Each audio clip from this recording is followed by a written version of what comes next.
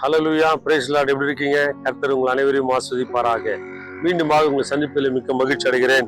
இந்த நாளிலும் ஆதியாகமும் 18ஆம் அதிகாரம் 29ஆம் வசனத்துல இங்கு ஆண்டவர் ஆபிரகாமோடு கூட பேசுகின்ற பொழுது, ஆபிரகாம் ஜனத்துக்காக பேசுகின்ற பொழுது ஒரு காரியத்தை குறிப்பிடுகிறார். மிக அழகாக சொல்லப்படுகிறது.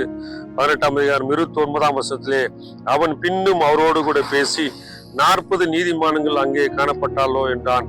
அதற்கு அவர் 40 நீதிமான்கள் நிமித்தம் அதை நான் அழிப்பதில்லை என்று சொல்கிறார். அன்புக்குருவிலே, ஆண்டவராக இயேசு கிறிஸ்துவோட நம்முடைய வாழ்விலே ஒருவேளை நமக்கு வைத்திருக்கிற திட்டம், நமக்கு வைத்திருக்கிற காரியங்களை குறித்து நாம் அநேக ஜெபித்து கொண்டிருந்தாலும் நமக்கு மட்டுமல்ல, நம்முடைய தேசத்துக்காகவும் நம்முடைய சமுதாயத்துக்காகவும் ஜெபிக்க அழைக்கப்படுகிறோம்.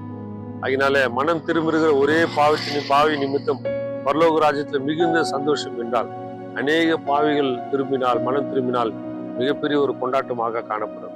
இந்த காலகட்டத்துல அநேக துதி ஆராதனையும் அநேக விதமான காரியங்களை கொண்டாடி கொண்டிருக்கிறோமே. ஆனால் மனம் திரும்புகிற ஒரே பாவி, மனம் திரும்புதல் என்பது சாதாரண ஒரு காரியம் அல்ல.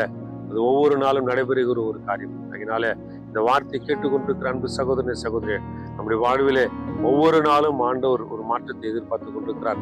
ஒவ்வொரு நாளும் அவருடைய பிள்ளையாய் நாம் வாழ நாமே அர்ப்பணிப்போமானால் கர்த்தர் நம்மை நிச்சயமாய் ஆசீர்வதிப்பார்.